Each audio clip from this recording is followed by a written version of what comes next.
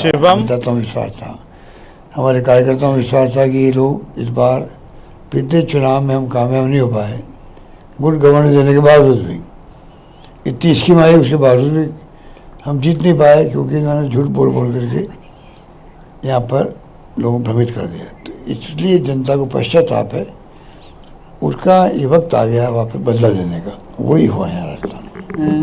क्योंकि राजस्थान में जिस प्रकार से 11 सीटें लगभग आपको मिली है सहयोगियों के साथ, पूरे देश में जो तमाम रिजल्ट आप अभी देख रहे हैं, एक बड़ा कारण क्योंकि बीजेपी के लोगों का ये भी कहना है कि जिस प्रकार का दुष्प्रचार विपक्षी दलों ने किया, खासतौर पर आरक्षण के मामले को लेकर या संविधान के मामले को लेकर, उसके कारण तमाम भ्रम की स्थिति बनी। उनका ये कहना है बीजेपी के नेताओं का, बीजेपी के प्रदेश अध्यक्ष सीपी जोशी का। क्या लगता है आपको, क्या ये कारण रहा या कुछ और कारण रहा? और वो क्या कहेंगे, उनको कहने कुछ है नहीं। ये घमंड अहम की भी हार हुई है। जिस प्रकार पार्लियामेंट के अंदर भी बार बोले थे वो 400 पार, तो उसकी भी हार हुई है। इसलिए ये बातें तो वो अभी जय मिटाने के लिए कह रहे हैं, उनको कोई बातों में दम नहीं है। और जनता ने खुद ने आगे आकर के इनकी ऐसी स्थिति की है, ये परिणाम लाए हैं। इसमें कोई दो राय नहीं कि इंडिया गठबंधन ने पूरी मेहनत करी, खड़गे साहब, राहुल जी, प्रियंका जी, शानदार कैंपेन हुए हैं, अखिलेश यादव जी हो, तेजस्वी जी हो, कोई कमी किसी ने नहीं रखी थी। पूरे जितने गठबंधन के पार्टनर हैं अपने अपने तरीके से मेरे ख्याल से कोई कमी रखी नहीं, और उसके कारण परिणाम इतना अच्छा है। ममता जी हो, बंगाल में एक तरफा जीत हो गई। तो ये जहाँ जहाँ इन्होंने माहौल बनाया था, जैसे सही था यही हो, बस इन्होंने कह दिया वो सही है, और वही इलेक्शन कमीशन के साथ लग गया। और जिस प्रकार से इन्होंने दुरुपयोग किए थे संस्थाओं के, ईडी, इनकम टैक्स, सीबीआई, जनता वाच कर रही थी। और देश की जनता की खासियत है, चाहे वो कम पढ़ी लिखी हो सकती है, 140 करोड़ की आबादी है, पर रॉबर्ट कॉमन सेंस उनका एक्स्ट्राऑर्डिनरी, उनकी अक्ल हुशारी जो है बहुत ही एक्स्ट्राऑर्डिनरी होती है, और समय समय उन्होंने बताया भी है। आप कांग्रेस की टॉप लीडरशिप में शुमार होते हैं। राजस्थान का परिणाम आपने देखा, 25 में से 11 आपके और सहयोगियों को मिला, लेकिन इसी से लगता हुआ एक प्रदेश है मध्य प्रदेश, वहाँ पर कांग्रेस का खाता नहीं खुल पाया। सीमाएं लगभग साथ साथ में है, सीमावर्ती कई जिले साथ में लगते हैं। क्या कारण लगता है आपको कि राजस्थान में रिजल्ट अलग, मध्य प्रदेश में रिजल्ट अलग, कांग्रेस का खाता भी नहीं खुल पाया, सहयोगियों का खाता नहीं खुल पाया? देखिए, वहाँ के बारे में कह नहीं सकता कि क्या स्थिति बनी होगी। हर राज्य की अपनी अपनी स्थिति अलग होती है, जातीय समीकरण अलग होते हैं, वहाँ की प्रोफाइल अलग हो जाती है, वहाँ की सोच अलग हो जाती है। तो मैं समझता हूँ कि वहाँ की स्थिति मुझे नहीं मालूम कि इस प्रकार के परिणाम आए, वो हम लोगों के लिए चिंता की बात है। पर मेहनत करने में कमी वहाँ भी रखी। जब प्रदेश कांग्रेस अध्यक्ष जीतू पटेल नए बने हैं, अभी मैं गया था दिग्विजय जी चुनाव के अंदर, तो पूरा उत्साह था कार्यकर्ताओं के अंदर। परिणाम ऐसे आए हैं, ये असेंबली में ऐसे हुआ, जब हम जीत रहे थे छत्तीसगढ़ और मध्य प्रदेश, वहाँ जीत नहीं पाए। और राजस्थान में हारे जरूर हैं, पर 70 के आसपास सीटें हमारी आ गई। तो ये बात तो है कि राजस्थान की गवर्नेंस जो थी, ये हमारी स्कीमें थी, उसको लोग अभी याद करने लगे, और नई गवर्नमेंट आई है वो भी काम ही नहीं कर पा रही है। इन सब बातों का फायदा हमें मिला है। नीलो साहब, चुनाव के दौरान कांग्रेस के कई बड़े लीडर बीजेपी में शामिल हुए, लगातार कुछ ना कुछ बड़े लीडर जाते रहे। हाल ही में जब टिकट दिए गए तो उसके 2 लीडर राजस्थान में, चाहे महेंद्रजीत सिंह मालवीय की बात की जाए जो कांग्रेस से बीजेपी में आए थे, उनको टिकट दिया गया बांसवाड़ा से, और नागौर में यदि देखा जाए तो ज्योति मिर्धा को मिला, दोनों ही हार गए। बीजेपी से जो कैंडिडेट आपने लिया, जो मौजूदा सांसद है चूरू से राहुल कस्बा, वो चुनाव जीत गए। किस तरह देखते इसको? देखिए, पहले मैंने कहा आपको कि अवसरवादिता दिखाए गए लोग, हमें उम्मीद नहीं थी कि लोग जाएंगे। इनको कांग्रेस पार्टी ने बहुत कुछ दिया, इन पहचान बनाई है देश के अंदर, प्रदेश के अंदर। हाँ, चाहे वो ज्योति मिर्जा जी हो चाहे महेंद्र सिंह मालवीय जी हो, पता नहीं किन कारणों से, क्या या तो कोई दबाव होगा इनके ऊपर, जैसे ईडी इनकम सीबीआई तंग कर रही लोगों को, कुछ धमकी मिली होगी, या फिर इनको कोई इनको ऑफर किया गया होगा कि आपको कुछ पद दे देंगे, मुझे पता नहीं क्या हुआ होगा। पर उनका जाना दुर्भाग्यपूर्ण था और जनता ने सबक अच्छा सिखाया है। गहलोत साहब, चूँकि जो आंकड़े अब तक सामने आए हैं, जितनी तस्वीर साफ हो पाई है, उसके बाद राहुल गांधी जी की भी प्रेस कॉन्फ्रेंस हुई, खड़गे साहब की भी प्रेस कॉन्फ्रेंस हुई, और कल सहयोगी दलों से बात करने की भी बात करें। क्या केंद्र में सरकार बनाने का दावा पेश करने जितना, चूँकि अब तक तो इतने सहयोगी और आप सबकी कांग्रेस की सीटें मिलाकर इतनी नहीं हुई, तो क्या दावा पेश करेंगे आप लोग? देखिए, बात तो खड़गे साहब और राहुल जी कह चुके हैं, कोई भी फैसला होगा ओपन रखा, सब ऑप्शन को ओपन रखे, तो फैसले होंगे वो कल जो मीटिंग होगी इंडिया ब्लॉक की, उन सब पार्टनर से बात करके विश्वास में लेकर फैसले होंगे। तो चुनाव नतीजों को लेकर कांग्रेस उत्साहित नजर आ रही है। थोड़ी ही देर पहले कांग्रेस अध्यक्ष मल्लिकार्जुन खड़गे और राहुल गांधी ने प्रेस कॉन्फ्रेंस की। तो कांग्रेस नेताओं की एक फोटो भी सामने आई है जिसमें सोनिया गांधी, राहुल गांधी, प्रियंका गांधी के अलावा मल्लिकार्जुन खड़गे विक्ट्री साइन दिखा रहे हैं। वो फोटो आपके टीवी स्क्रीन पर है, चेहरे मुस्कुराते हुए हैं और ये जो तस्वीर है वो बहुत कुछ कहती है। कहते हैं कि एक तस्वीर 1000 शब्दों के बराबर होती है और ये तस्वीर देखिए जो कांग्रेस के खेमे की तस्वीर है।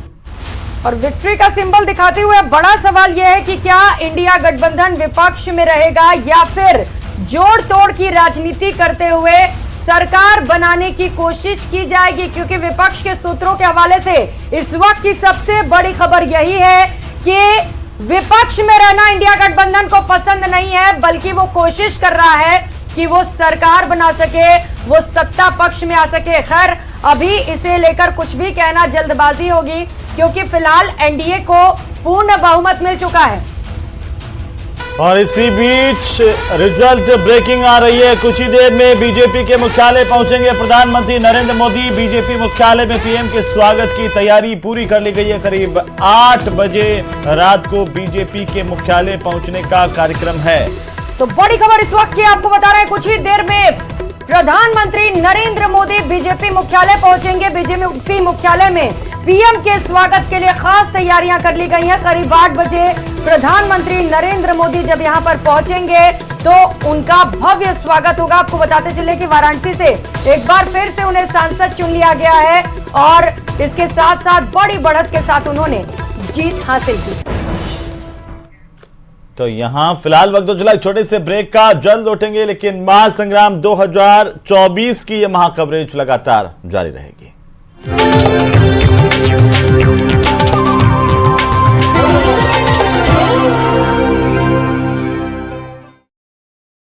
भारतीय जनता पार्टी को उठाना पड़ा है। 2019 में गठबंधन के साथ मिलकर पूरी की पूरी 25 सीटें बीजेपी की झोली में थी। क्लीन स्वीप था, वो क्लीन स्वीप इस बार राजस्थान में नहीं है। हरियाणा में भी क्लीन स्वीप था पिछली दफा, इस बार हरियाणा में भी नहीं है। तो कई ऐसे राज्य हैं जहां पर बीजेपी को खामियाजा उठाना पड़ रहा है।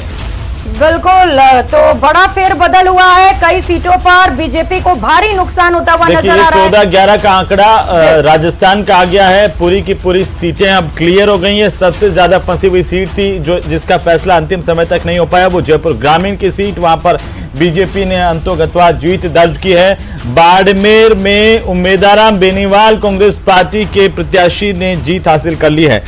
ये बड़ी अपडेट आ रही है और ये जो जानकारी आ रही है, करीब 1 लाख से ज्यादा वोटों से जीत हुई है कांग्रेस पार्टी की बाड़मेर में। और ये आंकड़े आपको दिखा रहे हैं ग्राफिक्स के जरिए, आप देख पा रहे हैं, जहां पर राहुल गांधी की आंधी चलती हुई नजर आ रही है। भले ही इंडिया गठबंधन सरकार ना बना पाए, भले ही बहुमत का आंकड़ा ना छू पाई हो, लेकिन यहां पर राहुल गांधी का प्रदर्शन जिसकी हर ओर तारीफ हो रही है। और उत्तर प्रदेश की बात करें तो यहां पर शहजादे, जैसा कि कहा जा रहा था बीजेपी की ओर से, तो दोनों शहजादों ने मिलकर, अखिलेश यादव और राहुल गांधी ने मिलकर कमाल कर दिया है। और उत्तर प्रदेश के नतीजों से कुछ हद तक पूरे देश के जो आंकड़े सामने आए हैं, जहां पर 543 में से एनडीए को महज 295 सीटें मिली हैं, उसे पूरा श्रेय दिया जा रहा है। बिल्कुल, इंडिया गठबंधन के खाते में आ रही हैं। अभी तक जो नतीजे आ चुके हैं उस हिसाब से अगर ये ट्रेंड होता है, कुछ सीटें अभी भी फंसी हुई है, 200 पार का है, 272 का बहुमत का आंकड़ा होता है। मेजोरिटी पॉइंट जो है वो 272 का है, 343 सीटों में से 543 सीटों में से, जिसमें एनडीए के खाते में 295 सीटें हैं। और अगर हम बात करें इंडिया गठबंधन की तो 232 सीटें इंडिया गठबंधन के खाते में आती हुई दिख रही हैं। अभी तक के जो रुझान और नतीजे पूरी तरह से जो साफ हो पाए हैं, स्पीडोमीटर पर ये रफ्तार आप देख पा रहे हैं, जहां पर अभी भी लगातार वोटों की काउंटिंग जारी है और कई जगहों पर अभी भी जो नतीजे हैं वो बदल सकते हैं। जो रुझान सामने आ रहे हैं, कहीं पर बीजेपी के प्रत्याशी जीत रहे हैं तो कहीं पर कांग्रेस, लेकिन कुछ ही समय में वो तस्वीरें भी साफ हो जाएंगी, क्योंकि लगभग अब काउंटिंग पूरी होने को है। लेकिन ये तस्वीर, ये आंकड़े बताते हैं कि यहां पर एनडीए को 2019 के मुकाबले भारी नुकसान का सामना करना पड़ा है, तो वहीं इंडिया गठबंधन ने बड़ा बढ़त यहां पर बनाया है। 543 में से बीजेपी बहुमत का आंकड़ा नहीं छू सकी है। ये देखिए, कंपेयर करिए 2019 में बीजेपी को कितनी सीटें मिली थी और 2024 में राजस्थान में वो सीटें घटकर 14 पर पहुंच गई। 2019 में जहां बीजेपी को 24 सीटें मिली थी, आरएलपी के साथ गठबंधन के बाद कुल 25 सीटें बीजेपी के खाते में गई थी, तो वहीं 2024 में यह आंकड़ा सिमटता हुआ नजर आ रहा है। हेमंत, और बिल्कुल दिलचस्प बात यह है कि उस वक्त आरएलपी ने एनडीए के साथ मिलकर के नागौर की सीट जीत ली थी, और इस वक्त जो है 2024 में आरएलपी ने कांग्रेस के साथ मिलकर के नागौर की सीट जीत ली है। तो हनुमान बेनीवाल लगातार 2 बार हो गए हैं, ये दूसरी दफा है जब सांसद जीत चुके हैं। बिल्कुल, हनुमान बेनीवाल ने एक बार फिर से कमाल कर दिया है। इस बार बीजेपी से नाराजगी दिखाते हुए इंडिया गठबंधन में शामिल हुए हैं और उसका फायदा भी मिला इंडिया गठबंधन को। वो अपने सीट पर दोबारा से सांसद चुन लिए गए हैं। एनडीए को 295, इंडिया को 232 और अदर को 16।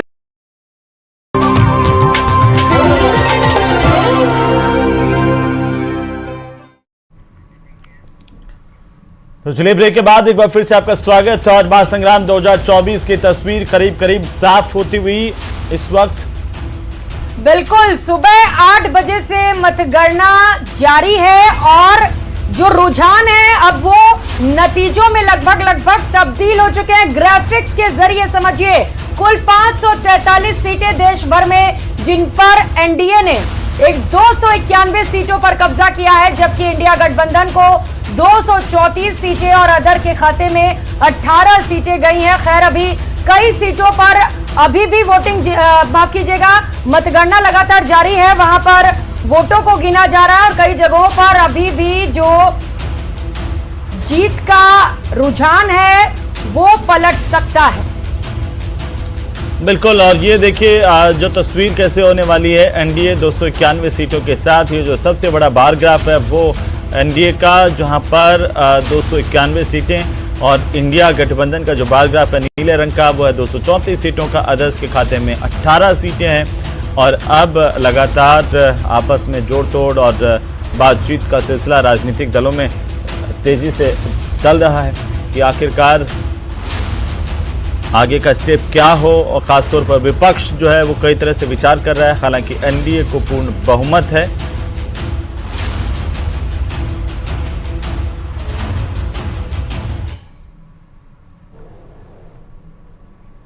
और चलिए खास चर्चा कर लेते हैं, क्योंकि चर्चा भी जरूरी है। जो बड़ी खबर इस वक्त सामने आ रही है कि इंडिया अलायंस सरकार बनाने की जुगत में जुटी है। खास मेहमानों का परिचय करा देते हैं। अपूर्वा सिंह, प्रवक्ता भारतीय जनता पार्टी से, यशवर्धन सिंह, प्रवक्ता कांग्रेस से, डॉक्टर संजय शर्मा, राजनीतिक विश्लेषक के तौर पर हमारे साथ जुड़े हुए हैं। बहुत स्वागत आप सभी खास मेहमानों का।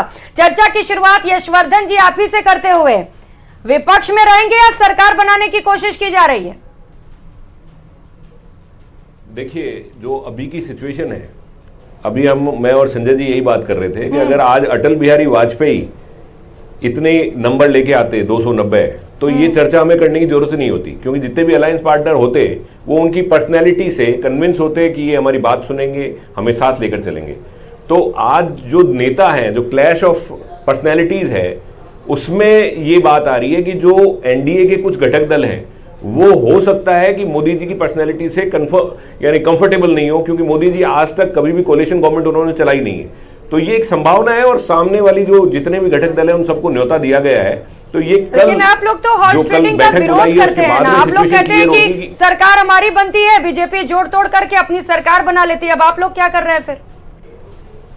जी, इसी कारण से आज ये संभावना बनी है कि मोदी जी ने जो पहले जो काम किए महाराष्ट्र में, उन्होंने शिवसेना को तोड़ा, एनसीपी को तोड़ा, नरेंद्र तो मोदी आज उनसे डरे हुए हैं। उनके जो पहले जो पास्ट रिकॉर्ड है, जो घटक दल, जो एनडीए के भी कुछ घटक दल हैं, वो डरे हुए हैं नरेंद्र मोदी जी के स्वभाव से कि हो सकता है आज ही हमारा साथ तो ले लें, लेकिन कुछ महीनों बाद में हमारी पार्टी को तोड़कर और हमारे मेंबर्स को साथ ले जाएं।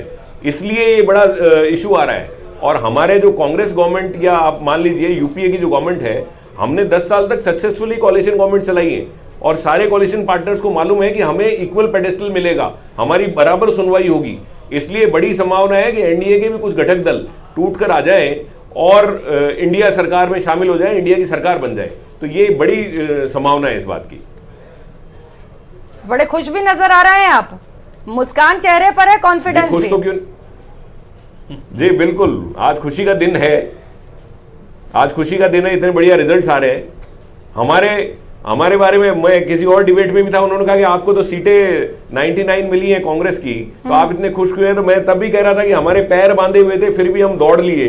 ईडी, सीबीआई, हमारे खाते फ्रीज कर दिए, हमारे हर मूवमेंट को रेस्ट्रिक्ट किया गया, फिर भी जनता ने इतना समर्थन दिया, तो हम जनता को धन्यवाद देते हैं और इंडिया अलायंस के सारे पार्टनर्स को धन्यवाद देते हैं। अपूर्वा जी, ये नंबर्स, ये आंकड़े क्या कहेंगे आप? कहां कमी रही, कहां चूक रही? देखिए हेमंत जी, सबसे पहले मैं आपके चैनल के माध्यम से उस जनता का धन्यवाद अर्पित करना चाहूंगी जिस जनता ने भारतीय जनता पार्टी पे, एनडीए अलायंस पर विश्वास जताया। उस कार्यकर्ता को धन्यवाद करना चाहूंगी जिसकी जीत आपके सामने टीवी स्क्रीन पर दिख रही है। अभी कांग्रेस के प्रवक्ता ने बात करी कि लोग डरे हुए हैं, एनडीए दल के जो घटक हैं वो डरे हुए हैं और इसलिए इंडिया अलायंस से संपर्क कर रहे हैं। कहने की बात और मानने की बात और जानने की बात ये है कि उनको ये लग रहा है कि वो लोग डरे हुए हैं। इन लोगों की परिपाटी डराने की रही है अपने अलायंस वाले लोगों को, इसलिए इन लोगों को लगता है भारतीय जनता पार्टी भी ये कर रही है।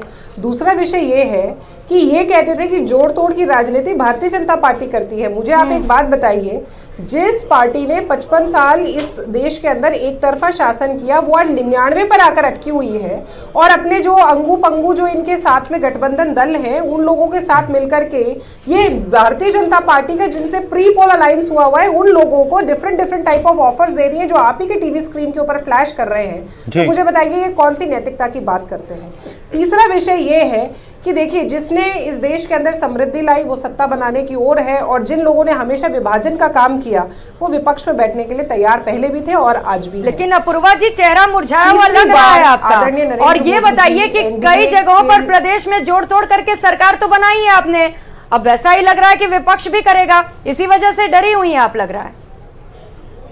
प्रियंका जी, डरने की बात नहीं है, बात यह है कि जिन लोगों के साथ हमारा प्री पोल अलायंस हुआ है उन लोगों के लिए बिना किसी हमारी मीटिंग हुए, बिना किसी दल की मीटिंग हुए, और ये लोग अगर इस तरीके के स्टेटमेंट दे रहे हैं जो सूत्रों के माध्यम से आप ही के चैनल पर मैंने फ्लैश होते हुए देखा है कि किसी को दो डिप्टी पीएम का ये लोग मॉडल विचार कर रहे हैं, किसी को गृह मंत्रालय देने का विचार कर रहे हैं, तो ये चीज क्या इंगित करती है आप मुझे बताइए? यही करती है। मगर फिर भी देखिए, लार्जेस्ट पार्टी जो है वो 40 वर्षों के इतिहास में अगर आप उठा के देखेंगे तो यह अभूतपूर्व है कि भारतीय जनता पार्टी ने अपने मैंडेट को बरकरार रखा है। इसके लिए मैं जनता जनार्दन का बहुत बहुत अभिवादन करती हूँ और उनके आशीर्वाद के लिए उनको साधुवाद। लेकिन आप तो कहते थे कि तीसरी बार एनडीए की और भारतीय जनता पार्टी की सरकार बनने वाली है मोदी जी के नेतृत्व में, ये निश्चित है। आप तो कहते थे कि जो है भगवान राम को लाए, जनता उन्हें लाएंगी, अयोध्या में ही हार गए, और सोशल मीडिया पर मैसेज चल रहा है कि भगवान राम तो कह रहे थे कि मेरे को नहीं लाए, मैं तो सबको लेकर के आया था।